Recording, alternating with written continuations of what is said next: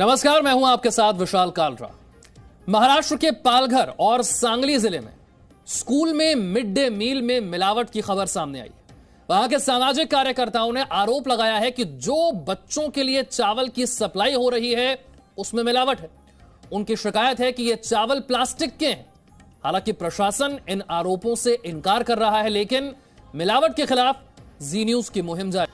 आपको बता दें कि कोरोना काल में महाराष्ट्र में स्कूल अभी खुले नहीं है, लेकिन महीने में एक बार बच्चों को मिड डे मील के तहत खाना दिया जाता है और इसी में मिलावट को लेकर शिकायत हुई।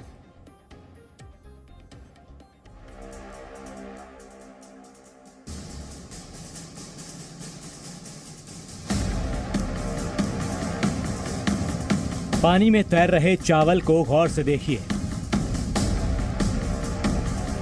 और जरा सोचिए कि ये चावल भला पानी में तैर क्यों रहा है। आमतौर पर चावल को जब हम पानी में डालते हैं तो वो उसमें डूब जाता है, लेकिन यहां चावल पानी में डालने से तैर रहे हैं, यानी ये चावल असली नहीं है। तो क्या ये चावल प्लास्टिक है जो पानी में तैर रहा है? जी न्यूज की लोगों के स्वास्थ्य के प्रति मुहिम जारी है। हमने पहले आपको दिखाया कि कैसे सड़ी गली सब्जियों और फलों को केमिकल के माध्यम से तरोताजा बना दिया जाता है। हमने आपको मिलावटी दूध के बारे में बताया और आज हम आपको प्लास्टिक के चावल के बारे में बताएंगे। महाराष्ट्र के कई जिलों में सरकारी स्कूल, जहां प्राथमिक विद्यालयों में मिड डे मील के नाम पर प्लास्टिक के चावल दिए जाने की शिकायत आई। ये चावल जब बच्चे अपने घरों में लेकर गए और पानी में जैसे ही डाला तो चावल के कई दाने पानी में तैरने लगे। इन दो तस्वीरों में एक सांगली की है और दूसरी मुंबई से सटे पालघर की। इन तस्वीरों में साफ दिख रहा है कि चावल के दाने पानी में तैर रहे हैं और ये जानकर आप हैरान हो जाएंगे कि ये चावल प्राथमिक स्कूल में मिड डे मील के तहत बांटने के लिए लाए गए थे, यानी छोटे छोटे बच्चों के खाने में यही चावल परोसा गया। लेकिन जब लोगों की नजर में ये बात सामने आई तो फिर इसका खुलासा हुआ। आदिवासी बहुल पालघर में सामाजिक कार्यकर्ताओं ने इसकी शिकायत की तो फिर इन चावलों को जांच के लिए भेजा गया। बच्चों के अभिभावकों ने देखा कि चावल को पानी में डालने पर उसके कुछ दाने ऊपर आ जाते हैं। अभिभावकों ने इसकी शिकायत हेडमास्टर से की। इनकी शिकायत के बाद चावल के वितरण को रोक दिया गया है। ये चावल अलग प्रकार का है।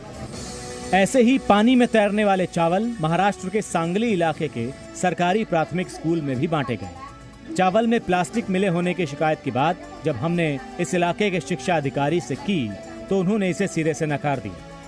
शिक्षा अधिकारी तो उल्टा ये दावा कर रहे हैं कि ये चावल बच्चों के लिए खास तौर पर बनाया गया है। बच्चों के स्वास्थ्य को ध्यान में रखकर इस चावल में फॉलिक एसिड, विटामिन B12 जैसे तत्वों को शामिल किया गया है। प्रथमदर्शनी चुरमुऱ्यासारखा हा थोड़ा सा पहली नजर में ये चावल थोड़ा मोटा दिखाई देता है, जैसे लाई या चुरमुरा जैसा। ये प्लास्टिक नहीं है, ये निश्चित है। चावल को पानी में डालने पर फूलता है, प्लास्टिक पानी में नहीं फूलता, इसलिए इस चावल को लेकर परेशान होने की जरूरत नहीं है।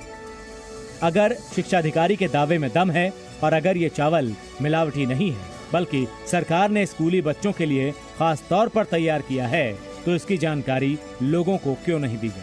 कहीं ऐसा तो नहीं कि सच्चाई के उजागर होने के डर से ये बहाना बनाया जा रहा हो? सामाजिक कार्यकर्ताओं का भी कहना है कि सरकारी दावा झूठा है।